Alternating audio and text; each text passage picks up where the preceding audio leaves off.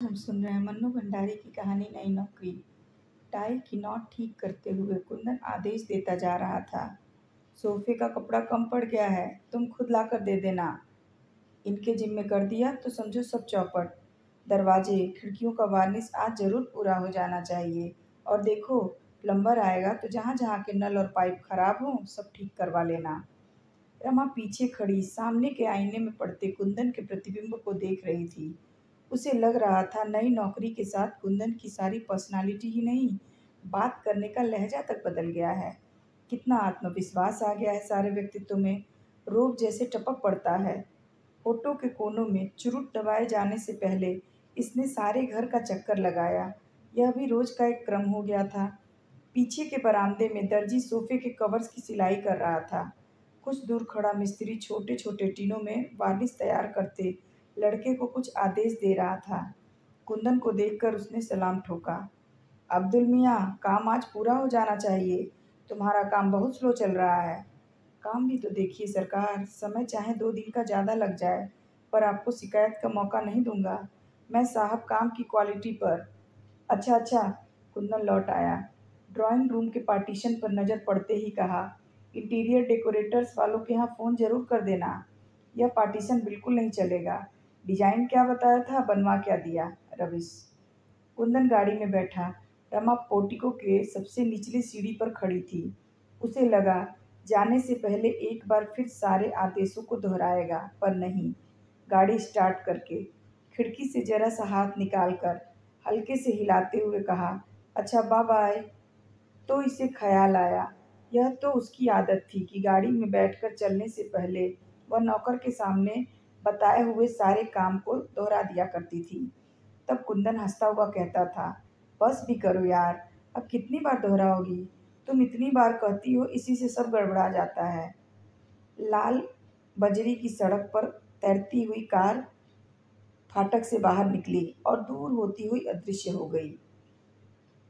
रमा को लगा जैसे कुंदन उसे पीछे छोड़कर आगे निकल गया, बहुत आगे, जैसे वह अकेली रह गई है। 1 महीने पहले वह भी कुंदन के साथ ही निकला करती थी। कुंदन उसे कॉलेज छोड़ता हुआ ऑफिस जाया करता था, पर अकेलेपन की यह अनुभूति तभी तक रहती जब तक वह पोर्टिको में खड़ी रहती। जैसे ही फ्लैट का दरवाज़ा खोलकर वह भीतर घुसती, लकदक फर्नीचर, शीशों के दरवाजे और खिड़कियों पर झलते लंबे लंबे पर्दे, मिस्त्रियों की खटपट, नए नए डिस्टेम्पर और वार्निश की हल्की सी गंध के बीच न जाने कहाँ डूब जाती। काम की एक लिस्ट उसके पास होती, जिन्हें उसे पूरा करना होता। काम करते मिस्त्रियों को देखना होता, मार्केट के 2 एक चक्कर भी लगाने होते। और यह सब करते करते ही शाम हो जाती। ट्रिंग ट्रिंग ट्रिंग ट्रिंग। फ़ोन उठाकर उसने नंबर बोला। कौन? मिसेज बर्मन? कहिए कहिए, क्या खबर है? मिसेज बर्मन शिकायत कर रही थी।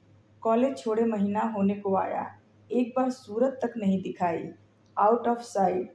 अरे नहीं नहीं, रमा ने बात बीच में ही काट दी।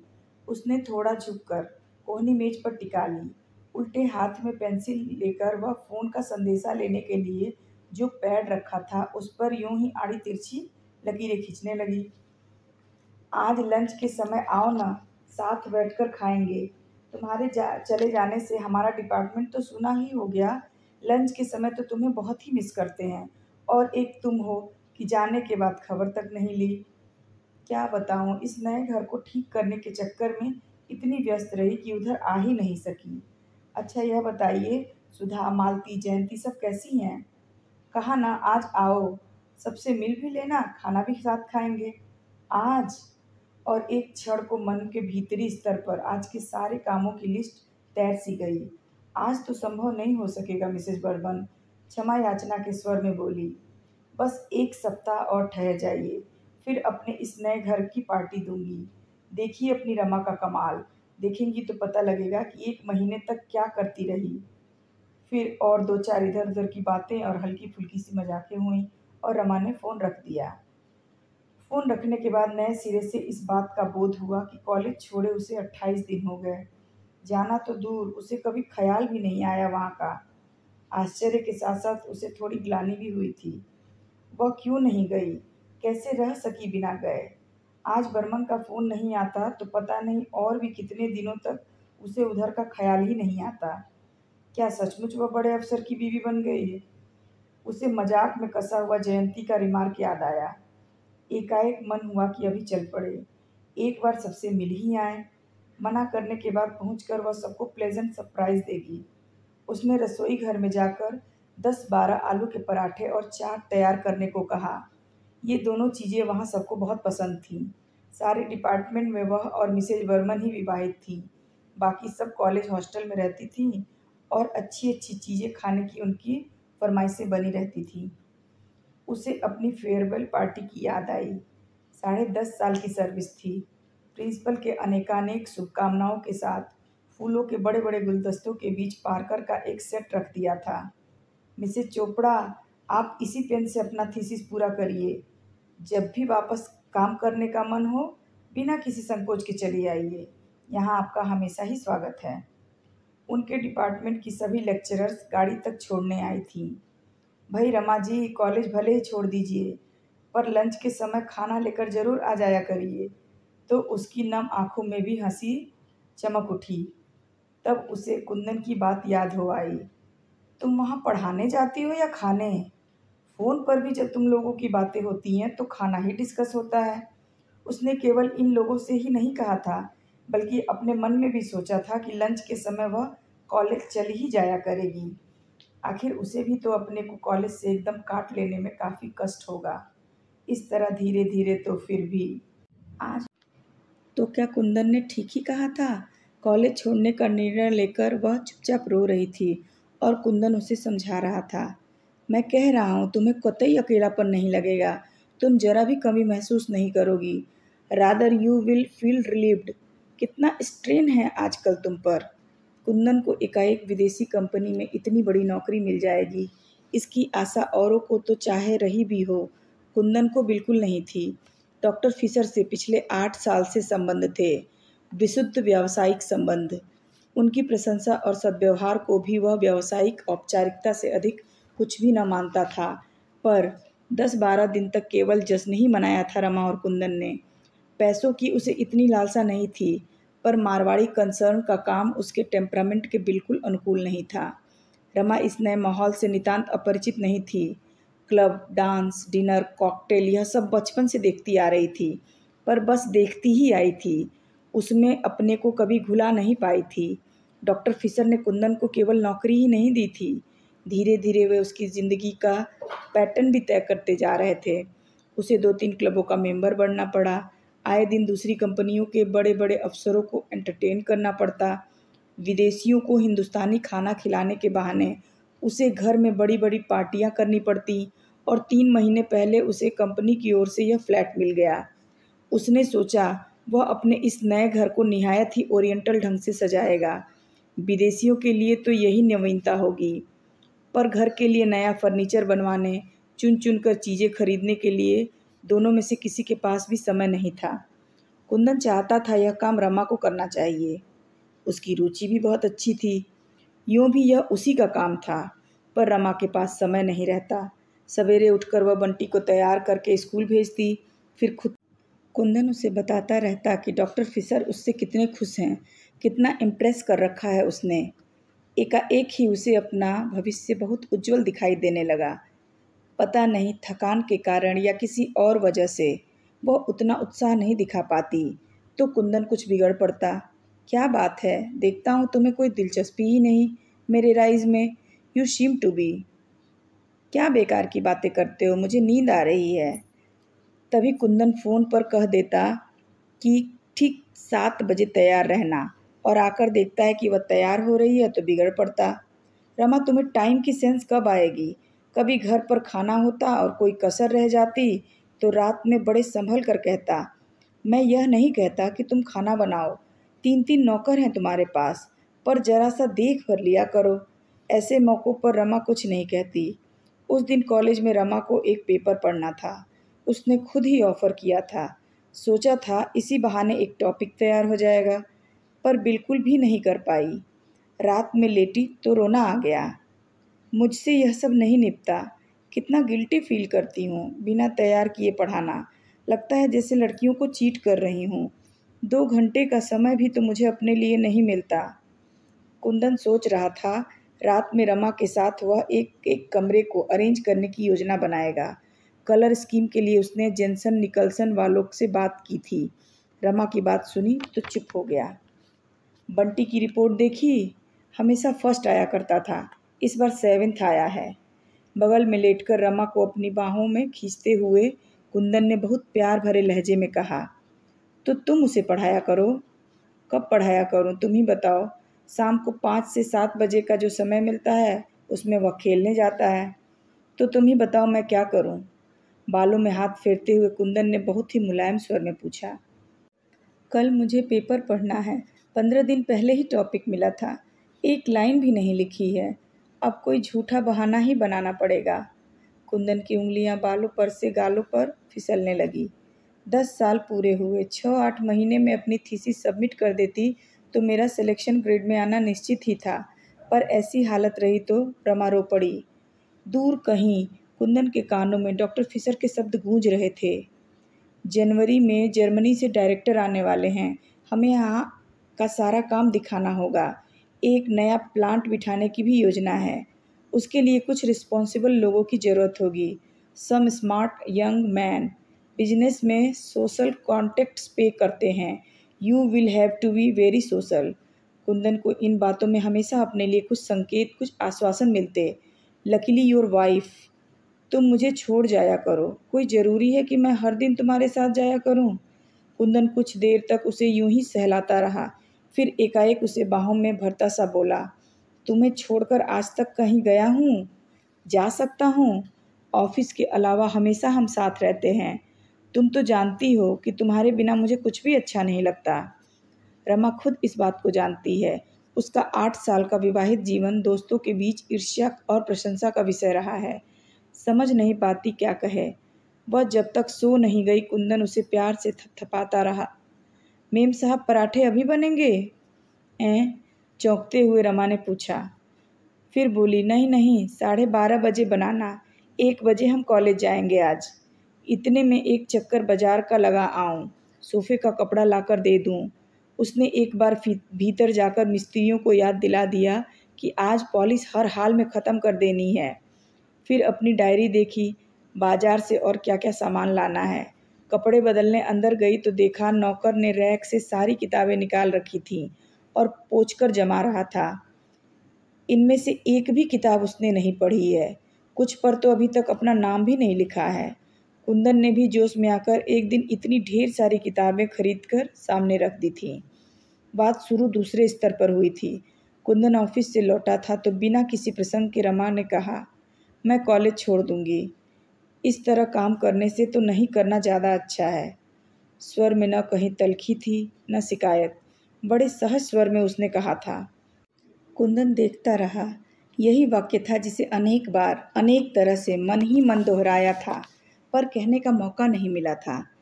अब तो उसे यह और भी ज़रूरी लग रहा था, क्योंकि जनवरी तक उसे अपना सारा घर डेकोरेट करना था, ओरिएंटल स्टाइल पर। फिर भी उसने पूछा, क्या बात हो गई? कुछ नहीं। कुंदन को इस समय और बात खींचना अच्छा नहीं लगा। चाय का प्याला हाथ में लिए ही लॉन में निकल गया। कैक्टस की जितनी वैरायटी ला सकता था लाकर फाटक के दोनों ओर बड़ी खूबसूरती के साथ रॉकरीज बनवाई थी, पर लॉन से वह अभी भी संतुष्ट नहीं था। चाहता था लॉन पर्सियन कॉर्पेट में बदल जाए। रात में फिर प्रसंग चला। कुंदन उससे बचना भी चाहता था और जानना भी चाहता था कि रमा ने सचमुच ही निर्णय ले लिया है या केवल कुंदन पर अपना आक्रोश प्रकट कर रही है। पर रमा ने केवल इतना ही कहा, अब निपटा नहीं, कल इस्तीफ़ा दे दूंगी। स्वर के भीगेपन ने कुंदन को भी कहीं से छुआ जरूर। फिर भी सारी बात को एक हल्के मजाक में बदलने के लहजे से उसने कहा, छोड़ो भी यार, वैसे भी क्या रखा है एंशियंट हिस्ट्री में। चोल वंश, चेदी वंश के बारे में न भी जानेंगे तो कौन सा ज़िंदगी हराम हो जाएगी। रमा चुप। इससे तो तुम खूब किताबें पढ़ो, मैगजीन्स पढ़ो, कुछ छुटपुट क्लासेस अटेंड भी कर लो, बंटी को पढ़ाओ, दुनिया भर के बच्चों को पढ़ाओ और अपना बच्चा नेग्लेक्ट हो। रमा चुप। कुंदन इस चुप्पी पर खींच आया, फिर भी अपने स्वर को भरसक संयत बनाकर बोला, तुम्हें शायद लग रहा है कि मेरी वजह से इस नई नौकरी की वजह से तुम्हें अपना काम छोड़ना पड़ रहा है। पर यह तो सोचो, मुझे ही क्यों नौकरी में दिलचस्पी है? तुम्हारे लिए, बंटी के लिए। मैंने तो ऐसा नहीं कहा। मैं तो यही सोच रही थी, आखिर मेरे मन के संतोष के लिए क्या होगा? मेरा संतोष तुम्हारा संतोष नहीं है, मेरी तरक्की तुम्हारी तरक्की नहीं है। है क्यों नहीं? मेरा यह मतलब नहीं था। 10 साल से काम कर रही थी, छोड़ दूंगी तो मेरा मन कैसे लगेगा? मैं तो सोचता हूँ कि तुम्हें यह सब सोचने का समय ही नहीं मिलेगा। और शाम को तो उसने 3 बंडल किताबें लाकर उसके सामने रख दी। और सचमुच उसके बाद उसे वह सब सोचने का समय ही कब मिला?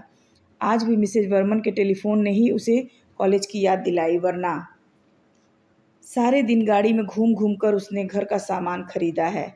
पर्दों के लिए उसने लूम वालों से यह तय किया कि 40 गज कपड़ा बनाकर वह उस डिज़ाइन को नष्ट कर देंगे, जिससे वैसे पर्दे कहीं पर भी देखने को न मिले। डिज़ाइन भी उसने खुद पसंद करके बनवाई थी। राजस्थान की किसी रियासत का बहुत सा सामान नीलाम हुआ था। कितने दिनों तक वहां जा जाकर बैठी थी। पुरानी पेंटिंग्स, झाड़ फानूस और भी सजावट की छोटी मोटी चीज़ें उनसे खरीदी थी। आज दरवाज़ों का पॉलिश समाप्त हो जाएगा तो सारा सामान जमाना है। डायरेक्टर्स बम्बई आ गए हैं, अगले सप्ताह तक यहाँ आएंगे। तब तक वह सब जमा लेगी। इंटीरियर डेकोरेटर्स के यहाँ से एक आदमी बराबर आता रहा है। उसे फ़ोन करने का ख्याल आया। लाइन इंगेज्ड थी। बाहर जाने के लिए निकल ही रही थी कि टेलीफोन की घंटी बजी। रमा ने रिसीवर उठाकर अपना नंबर बोला। ओह, मैं तो सोच रहा था कि तुम कहीं मार्केट के लिए नहीं निकल गई होगी। बस निकल ही रही थी। सुनो डार्लिंग, लंच पर मेरे साथ एक साहब होंगे, यहीं के हैं। बहुत फॉर्मल होने की ज़रूरत नहीं है, बस ज़रा सा देख भर लेना। डेकोरेटर्स को फ़ोन किया था पर लाइन नहीं मिली, लौटकर फिर करूँगी। ओके, खट। रसोई में जाकर रमा ने कहा, थोड़ी सब्जियां उबालकर इन उबले हुए आलूओं में मिला दो। पराठे नहीं बनेंगे, वेजिटेबल कटलेट बना देना। फिर उसने फ्रिज खोलकर देखा, सब कुछ था। जब वह कॉलेज जाती थी तो कुंदन का लंच ऑफिस जाता था, पर आजकल वह लंच के लिए घर ही आता है।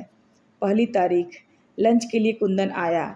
जब भी वह घर आता एक बार सारे घर का चक्कर लगाता, इस नई साज सज्जा को हर एंगल से देखता और उसके चेहरे पर एक संतोषमय, गर्वमय उल्लास चमकने लगता।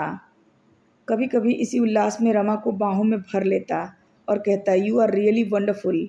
यूं खुले में चूमने की मर्यादा वह तोड़ नहीं पाया था, इसी से केवल उसे दबाकर छोड़ देता।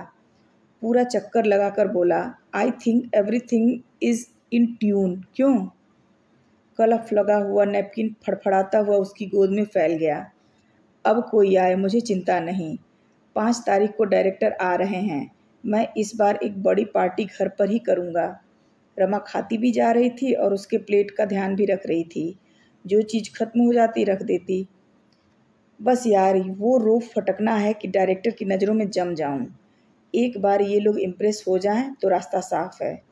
डॉक्टर फिशर को जब भी कोई मौका आएगा मेरे फेवर में ही राय देंगे।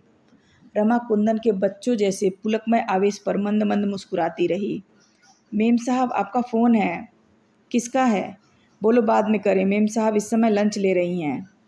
कुंदन इस समय रमा को वो सारी बातें सुनाना चाहता था जो आज उसके और फिशर के बीच हुई थी। कितने स्पष्ट थे सारे संकेत। फिर भी वह अपने अनुमानों का रमा से समर्थन करा लेना चाहता था। कॉलेज से मिसेज वर्मन का है, वेरा लौटने लगा। अरे ठहरो। और रमा एकदम उठ खड़ी हुई।